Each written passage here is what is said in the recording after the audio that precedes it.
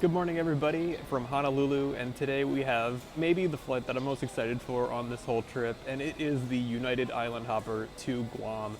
I went through the agricultural inspection. That was really quick, only took about a minute.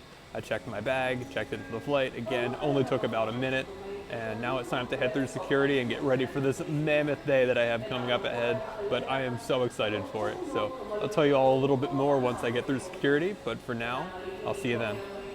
For those of you unfamiliar with what the United Island Hopper is, it's a sequence of 6 flights from Honolulu in Hawaii to Guam through the Marshall Islands and Micronesia. Certain days of the flight have all of these segments and others do not, and I'm flying it on a Monday, which does contain each and every one of these segments. Now I am through security and I'm ready to go. This airport is kind of awesome. I'm currently in the cultural garden, which has some water that you can hear falling in the background. You have beautiful greenery, and this is just an awesome indoor-outdoor kind of style of airport, and I'm really enjoying it, especially with this beautiful weather in Honolulu. Unfortunately, I do have a little bit of news to report about the Island Hopper, and it's that you now only get one boarding pass. That's it. You used to be able to get one for each leg of the flight, and that does not look to be the case anymore, which is a little bit of a shame, but we will still be going to all of those tiny little islands in the Marshall Islands and Micronesia on our way over to Guam today. I do have lounge access through Priority Pass, but it's honestly something I'm not going to take advantage of today. It's not that long before I leave for my flight, and also it just isn't really worth it. I want to explore this airport a little bit, and I want to be able to see everything that I can see. So I will check in with you guys before I board the flight, and this is going to be a long day. I only got maybe 5 or 6 hours of sleep last night, and I'm hoping that I will have the energy to get through today. While I was waiting to board the flight, I felt an energy that I haven't felt before taking a flight in a really long time. I knew that I was going to be doing something special today, and that this was going to be a journey that I would remember for a really long time. I really took the time to soak in all the sights and just enjoy what was going to be a special 14 hours. If you are part of the pre-boarding process, we do welcome you to come to the area. Again, this flight is a smaller flight today. We kindly ask that you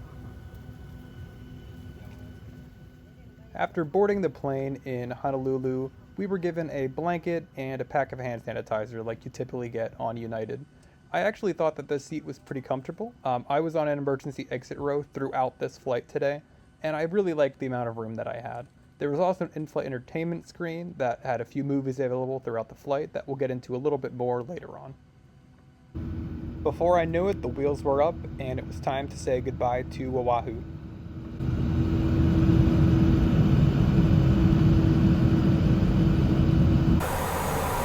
Hey everybody, the flight's going pretty well so far.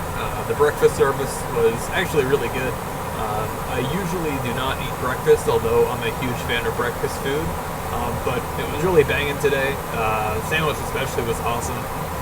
So right now the plan, as we have about 3.5 hours or so until Majuro, is just to get as much sleep as I can. It's a very long day ahead of me still, and I'm going to want to be awake and alert for as much of it as I can. So I might as well take this time to get some rest, since this flight to Majuro is by far the longest leg of the day. The other ones are just about 1 hour. In Majuro, I'm going to try to get out and get my passport stamped for the Marshall Islands. That's something that I'm really excited for. And then Micronesia later on today as well. Yeah, crew has been great. This flight's been great. This is really like a dream come true so far. And one more thing that I also want to note, right now the crew is Honolulu based, but once we go to Majuro, there's going to be a complete swap, and we're going to get a crew that is Guam based for the rest of the flight. I believe that's both the pilots and the flight attendants that are all going to switch over.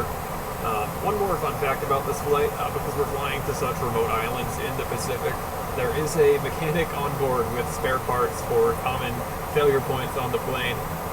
Just to let you know how serious this flight can be and how unique it is in aviation. I also got an alert right before the flight took off that there is a tropical storm affecting Guam, or is going to affect Guam. So we'll see how that affects things both now and later. But I'm actually kind of excited to find out. This is going to be an adventure on top of already an epic journey. I also wanted to take a moment to talk a little bit about the in-flight entertainment. Since the 737-800s that United flies to and from Guam are unique compared to the rest of the fleet, it is quite different. There is a map where you can get some pretty basic functionality and take a look at where you are, but it's not customizable. And there is no live TV, which you might not think based on the DirecTV appearance, but there are some movies available on the channels for you to watch. And it was a pretty decent selection of a bunch of new movies. I didn't watch any at all during the course of this flight, but was still impressed.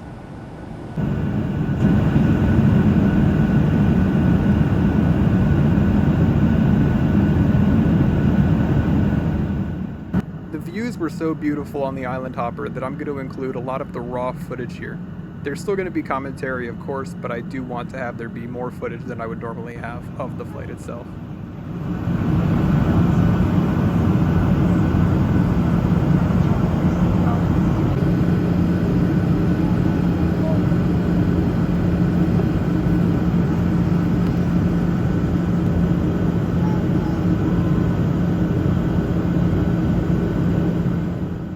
Majuro is the first stop on the Island Hopper, and it is also the capital of the Marshall Islands.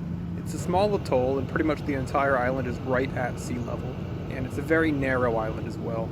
There's pretty much only the runway and a road that's on the side of the runway, and that consists of the whole width of the entire island. The local time is approximately 10:20 Marshall Islands Standard Time. You've crossed the international date line. Today is November 12th.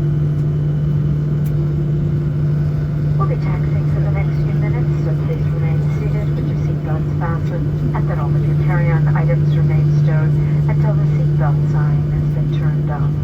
Once captain then setters has parked the plane, make sure you have all of your personal belongings, and be careful when opening the overhead compartments. For those of you that were issued an infant life vest, please leave them on the seat for our flight attendants to collect at the end of the flight. Once you deplane, please use caution on the ramp bridge as you proceed to customs and baggage claim. The Majuro airport was tiny, as all of them are on this route. I was interested at this sign for Nauru Airlines, which has an island hopper that goes north to south, and that's something that I'd be very interested in taking in the future.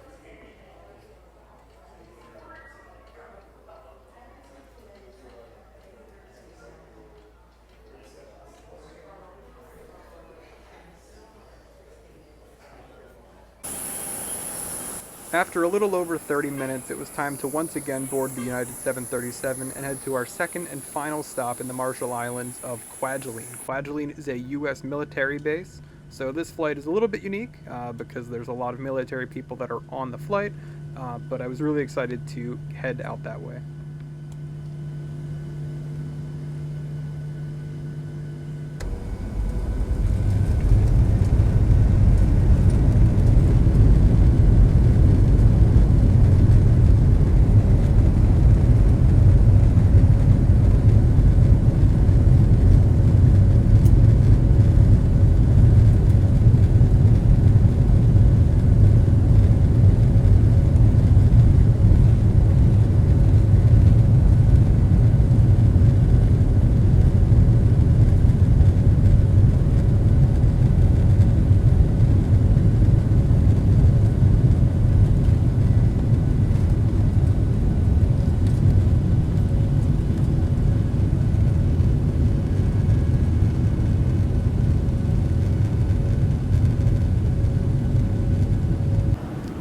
Have now left Majuro and are en route to Kwajalein, which is one of the more interesting stops on the island hopper. It is an island that is run by the U.S. military, so it's a military base. I believe this is the only stop that I will not be able to get off the plane and be able to see what's going on. And in fact, you can't even take videos or photos out of the window when you are at Kwajalein, either on your approach, on your departure, or while you're sitting on the runway. So that'll be interesting. Maybe not the greatest for content, but I completely understand, and of course we'll be listening to what I'm told to do. The exhaustion is starting to hit pretty hard, which is a little bit concerning, considering that I have 5 more flights to go today. including this one. I ultimately was not really able to sleep that well on the first one. Maybe a couple hours in and out, but nothing solid at all. And these are all very quick hops now, you know, an hour, hour and a half or so. So far, this has been an awesome experience. Totally worth seeking out this journey and this adventure. And I'm looking forward to the rest of it. This is the only footage that I'm going to show even remotely close to Kwajalein, but there was actually a pretty intense security procedure once you were on the ground. You were required to take your bag, and as military personnel went through the plane, you had to show your bag and potentially have your bag searched. I'm guessing this was some kind of security check since it was a military base, but interesting to go through nonetheless.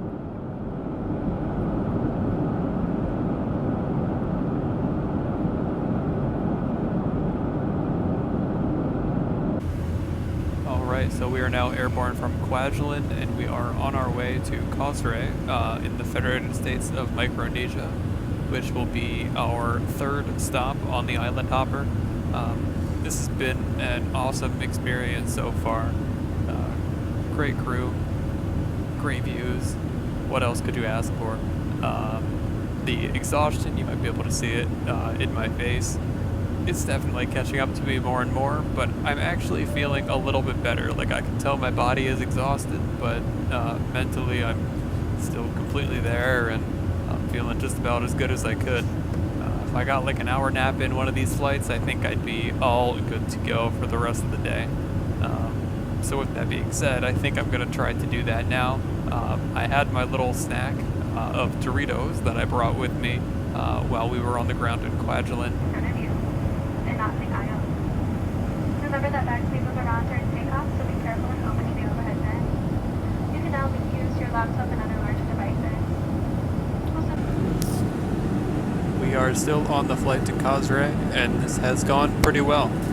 I was able to fall asleep briefly, not for very long. It was pretty much just a power nap, but it actually made a pretty big difference, and I'm feeling much more energetic now.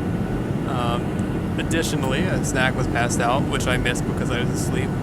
Overall, I think that the food has actually been more plentiful than I was expecting on this flight. You know, they're actually feeding us all pretty well, and I think that that's pretty awesome because I know that's a complaint people have made about the island hopper in the past. In general, the Micronesian islands were much more mountainous than the ones that were found in the Marshall Islands, and I really enjoyed the views of each and every one of them. Kosrae is actually the airport that is served the least often on the island hoppers, so I was really excited to see this one in particular, and it's why I took the island hopper on a Monday. I was also sure to get a passport stamp while I was here.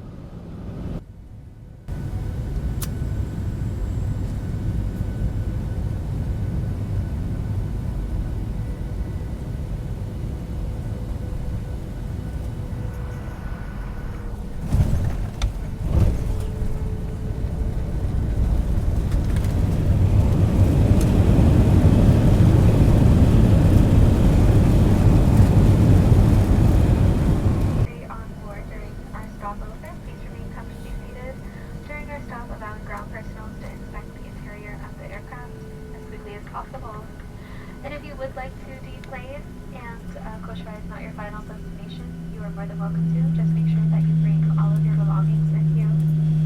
Also, all aircraft lavatories will be closed for servicing and inspection during our stop, and I'll let you know once they have reopened. And from all of us at United and our Star Alliance partners, we've enjoyed having you as our guests on today's flight. Once the fasten seatbelt sign is turned off, please stand clear of the door and allow your flight attendants to complete important safety duties.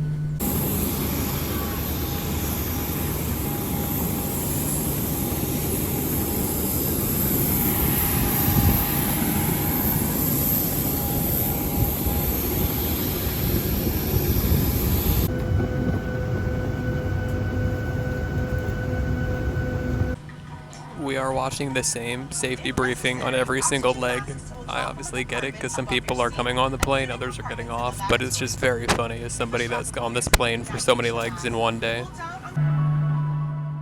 The island hopper does have a bit of a tendency to feel like Groundhog Day, especially when you're in an exit row like I was on this flight. Watching the same video every single flight, getting the same exit row briefing for every flight, seeing the same flight attendants over and over again, I personally found a lot of charm in this repetition as it was such a unique experience.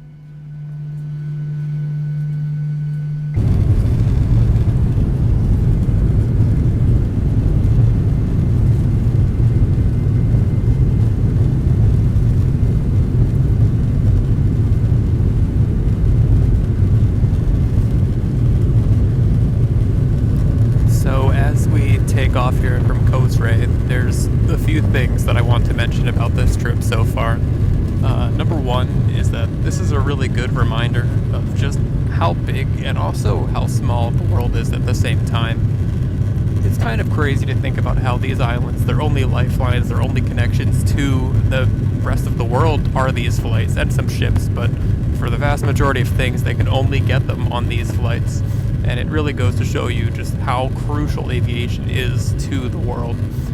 And secondly, it's also kind of crazy to think that at the same time, the world's kind of small.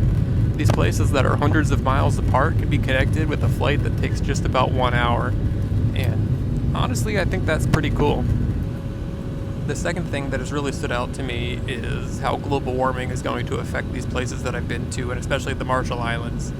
I've read the stories in the news before about how the Marshall Islands is supposed to be the first country that is completely underwater, and it's going to be in the lifetimes of some people that are around today.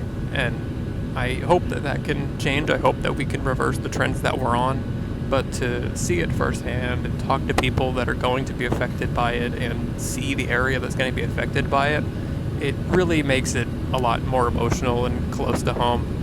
And I think that it's something that's important to mention whenever you're on any flight like this. Thirdly, I can't emphasize enough how much the pictures and videos don't do it justice. Not only because my video is a little bit scratched and a little bit dirty, so it's harder to get a good view with the camera, but even from what you see in good videos of the Marshall Islands and Micronesia and the Island Hopper, nothing comes close to what it's actually like in person, and it's stunning. There's no other word to use it for. Sometimes I feel like people can say places are this and that, but these places are truly beautiful and truly stunning, especially Coast Ray. I've never seen a place like that in my entire life, and I think I might have to come back and step out of the plane for more than just 30 or 40 minutes to be able to get a little bit more of a look at what exactly is going on these beautiful islands, which are very humid, by the way. These islands are very humid, but that's beside the point.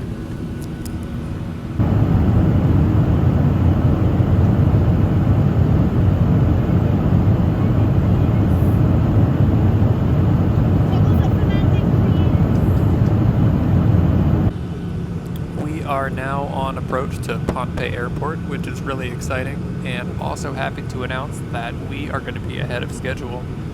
Earlier in the day, as we were heading to Majuro and Kwajalein, we were a little bit behind schedule, but thankfully a very quick stop at Coast Ray was able to get us back on track, which is really exciting news. I'm hoping to be able to get another passport stamp here at Pohnpei. I know a lot of people that go on the Island Hopper are very curious about what stamps you can get, what stamps you can't get. And so far for me, I was a complete strikeout at Majuro. No luck there. I tried asking, nothing came of it, which is okay. Obviously, Quaj is a military base, can't even get off the plane there.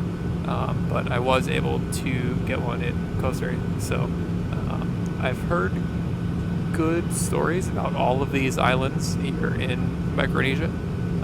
So I'm hoping to be able to pick up a couple more and fill up my passport pages a little bit more than they are now. Another thing that I just want to mention is how fortunate I've been with the weather today. I haven't had any kind of update about the tropical storm, which is great, but I did see that originally there was supposed to be rain on all of our stops today, and we haven't had any yet.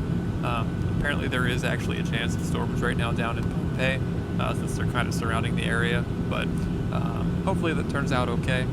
We're very close to landing anyways.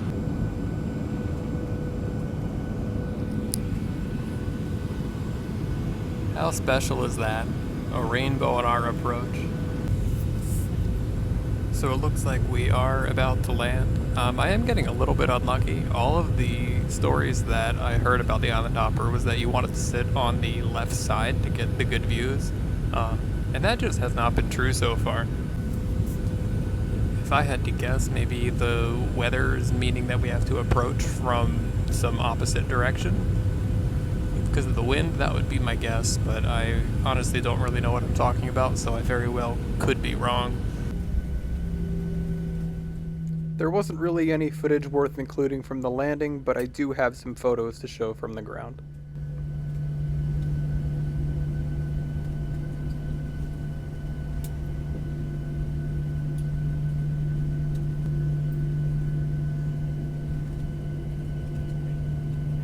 We'd like to be the first to welcome you to Palm Bay.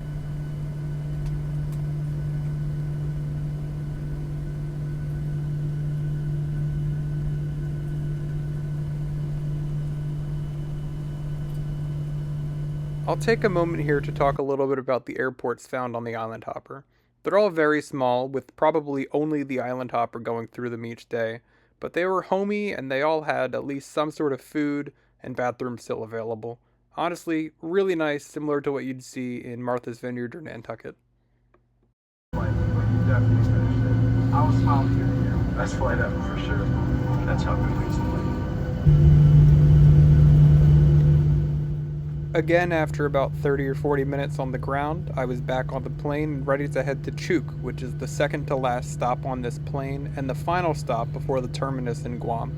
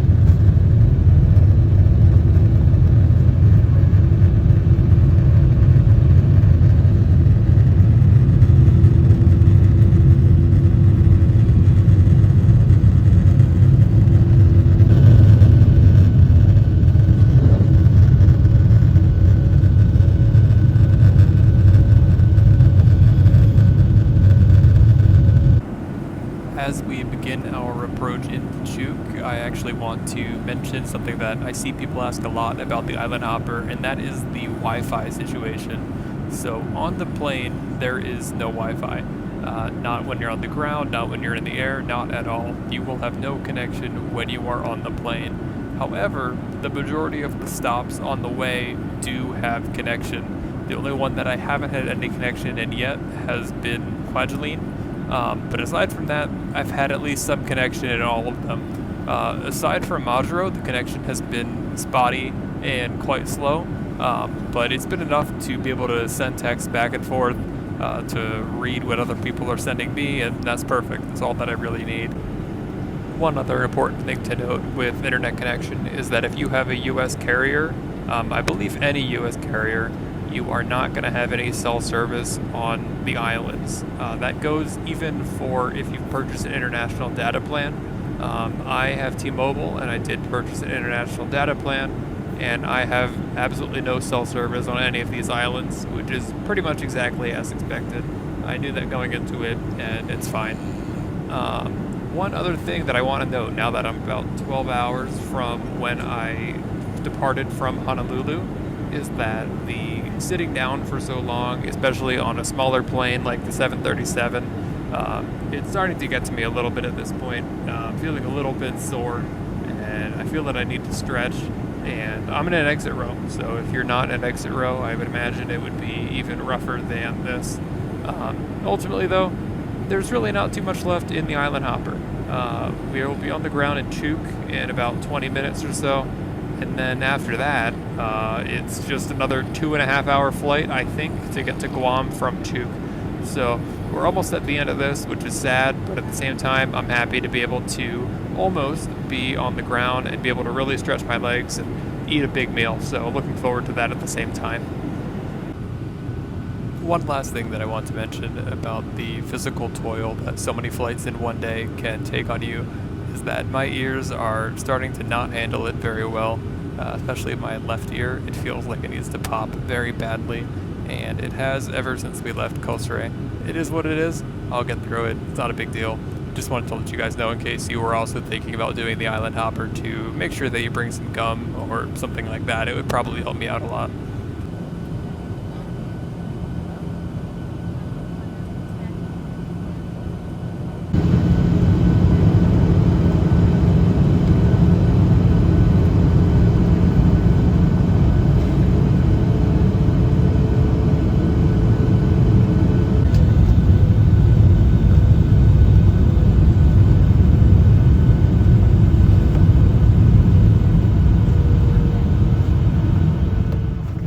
Chuuk is one of the more famous stops on the island hopper because it's such a popular diving spot.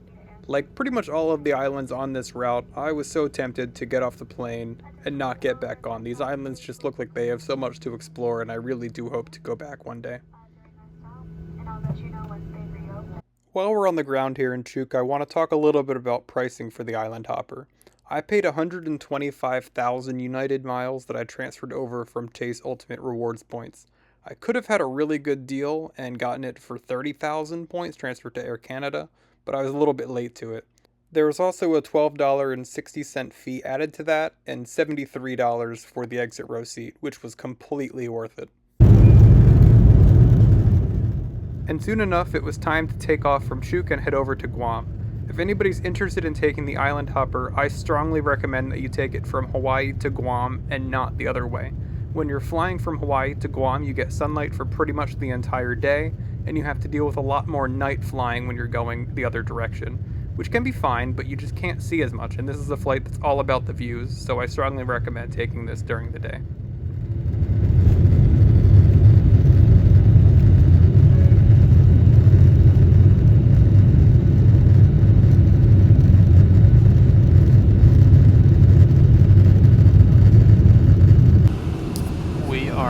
Airborne from Chuuk, and it is the last leg of the island hopper. This has truly been a crazy experience, and one that I'm very grateful for, and I'll have a lot to say about it in the outro of this video, but for now I want to call out one special thing, and that's really the people that make this work. From the crew that work harder than probably any other crew that I've ever seen, to the mechanics that have to sit on the plane with passengers just in case something happens, to all the people waiting at each airport in case something has to happen to the plane where they need to step in and help, to the families that wait outside of the airport saying goodbye or hello to their fellow family members, to the people that fly on this flight and make it what it is, because there are some awesome stories that you'll hear if you ever fly on the island hopper.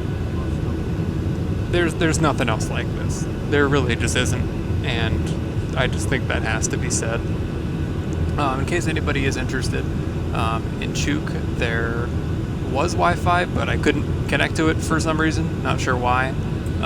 And I did just get an update about the tropical storm, which is that it is currently in between Chuuk and Guam. So we're probably going to have a fairly turbulent, if not circuitous, flight to Guam.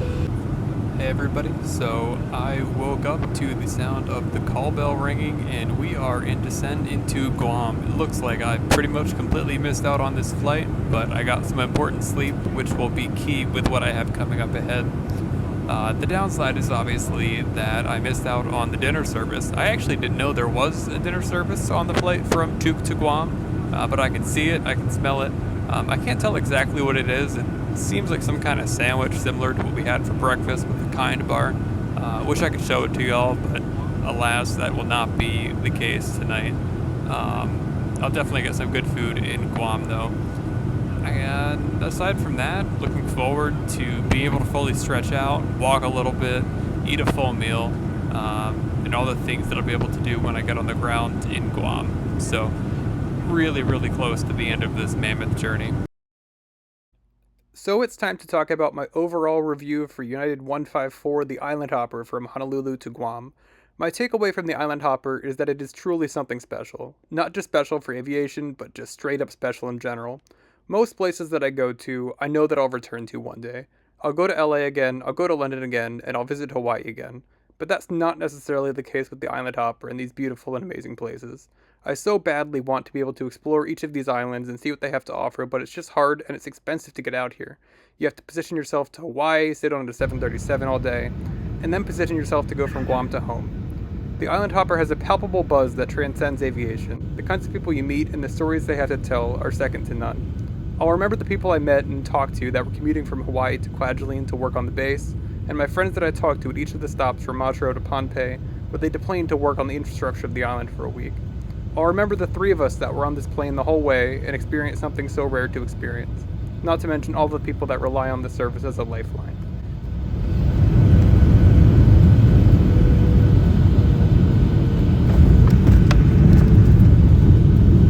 You could take a 777 from Hawaii to Guam and be there in probably half the time. You'll probably get more food, a dinner, and more space throughout all cabins. You won't experience the Groundhog Day of watching the same safety video 6 times, and you won't see the flight attendants doing the same thing over and over again, asking the same questions if people want headphones, asking if we're comfortable being in an exit row, and so on. But honestly, that's part of what makes this experience so special. United 154 is truly the trip of a lifetime, and I really think that this is something that everybody should do if they have a chance. Hey everybody, and welcome to Guam. This is going to be the end of this video, but I do have one more exciting twist for the very end, which is that my flight got canceled tomorrow. Because of the tropical storm, my flight got canceled and I got put onto a 5 o'clock flight. I was originally booked for 12:15, and the 5 o'clock has been delayed to 7:30. So I have the decision to make between either taking that 7:30 flight directly into Tokyo or taking a flight at 8 in the morning that has a stopover at the Northern Mariana Islands. I don't even know what I'm going to pick. I think that that's a decision for me to make when I have a full belly. So it's time for me to eat, and it is time for me to end this video. This has been one hell of a day, an amazing day, and I'm grateful to have had it, and I hope that you have enjoyed watching this. So thank you everybody, and I will see you next time, wherever I'm flying and whatever time it is.